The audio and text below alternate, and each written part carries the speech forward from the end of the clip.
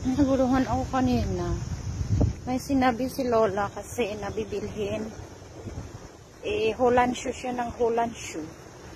Inasanay ako sa Hong Kong na yung Cantonese nila talagang walang halong accent ng ibang language. So, tinanong ko si boss. So, winatch-up ko, sabi ko, ano ba yung tinatawag ni Lola na Holland shoe? Yung pala, kasi sa Hong Kong, nasanay ako sa patatas na shoe chai. Dito pala, ang tawag nila sa patatas, Holland shoe, sabi ni boss. Mahihirapan nga kay Popo kasi yung Cantonese niya, may halong Portuguese.